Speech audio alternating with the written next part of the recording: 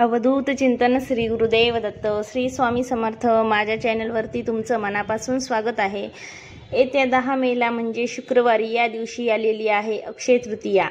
अक्षय तृतीया ही हिंदू धर्मात अत्यंत शुभ मानली जाते आणि म्हणूनच या दिवशी अनेक शुभ कार्य हे केली जातात। अक्षय तृतीया दरवर्षी वैशाख महिन्यातील शुक्ल पक्षातील तृतीय तिथीला येते। अक्षय तृतीयाचा दिवस 3.5 मुहूर्तापैकी एक मानला जातो। या दिवशी कपडे, सोने चांदी, त्याचबरोबर वाहन, घर, मालमत्ता इत्यादी खरेदी केली जातात आणि अत्यंत शुभ मानली जाते। असं म्हटलं जातं की या दिवशी आपण जी वस्तू खरेदी करतो ती कधीही मोडायची, विकायची गरज पडत नाही। त्याचबरोबर या दिवशी आपण जे दान करतो त्या दानाचं सुद्धा आपल्याला शुभ फळ हे मिळत असतं आणि हे दान केल्याने संपत्तीमध्ये देखील वाढ होते। त्यामुळे या दिवशी पाणीदान, वस्त्रदान, अन्नदान, त्याचबरोबर अनेक प्रकारचे दान हे केले जातात। असं म्हटलं जातं या अक्षय तृतीयाच्या दिवशी भगवान विष्णूचा 6वा अवतार भगवान परशुराम यांचा जन्म झाला, म्हणून या दिवस अक्षय तृतीया म्हणून साजरा केला जातो। त्याचबरोबर असं सुद्धा म्हटलं जातं की याच दिवशी अन्नपूर्णाचा जन्म झाला होता, म्हणजे अन्नपूर्णा मातेचा सुद्धा जन्म झाला होता।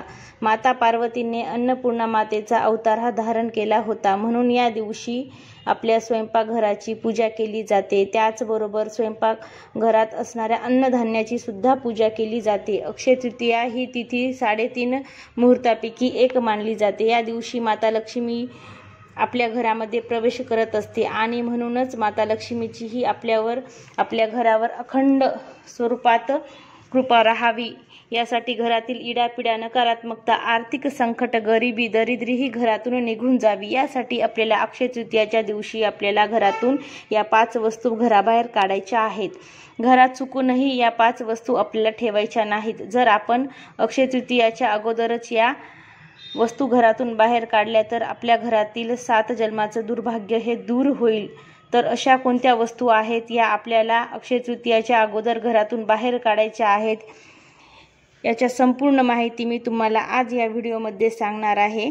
त्यामुळे तुम्ही व्हिडिओ शेवटपर्यंत नक्की पहा।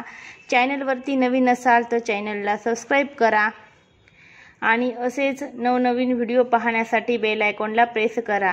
जेव्हा मी नवीन व्हिडिओ अपलोड करेल त्याचं नोटिफिकेशन सर्वात आधी तुम्हाला मिळेल आणि तुम्ही एक पण व्हिडिओ मिस करणार नाही। तर पहा, अक्षय तृतीयाच्या दिवशी आपण आपल्या घरामध्ये माता लक्ष्मीचे पूजन करत असतो आणि माता लक्ष्मीला प्रसन्न करून घेण्यासाठी काही सेवा देखील करत असतो। परंतु बघा, आपल्या घरामध्ये या काही वस्तू मी तुम्हाला सांगणार आहे, त्या वस्तू तुमच्या घरात असेल आणि तुम्ही या अक्षय तृतीयाच्या दिवशी कितीही पूजा केली, तुमच्या पितरांच्या सेवा केल्या तरीही तुम्हाला त्याचं सेवांचं फळ कुठलंही प्राप्त होणार नाही।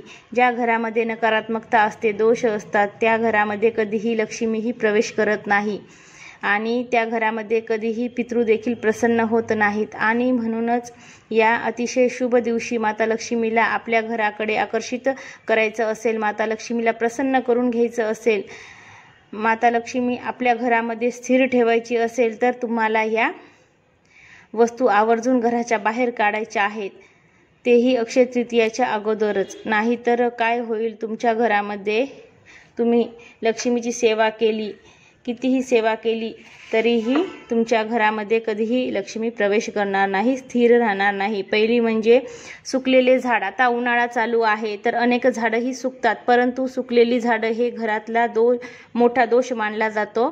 त्यामुळे तुम्हाला तुटलेली झाडं ही घरामध्ये ठेवायची नाही।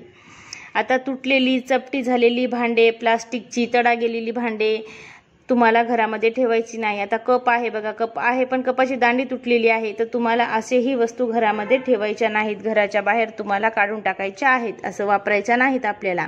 यानंतर पुढची वस्तू म्हणजे फाटलेले कपडे आणि तुटलेल्या चपला।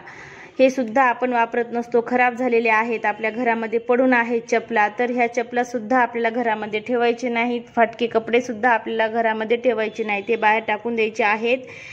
कारण ना अक्षय तृतीयाच्या दिवशी आपण नवीन वस्तू खरेदी करत असतो आणि ह्या तुटक्या फुटक्या हे आपल्या घरामध्ये जर वस्तू असल्या तर याच्यानं आपल्या घरामध्ये खूप जास्त प्रमाणात नकारात्मकताही पसरत असते। त्यामुळे तुम्हाला ह्या वस्तू घरामध्ये ठेवायच्या नाहीत।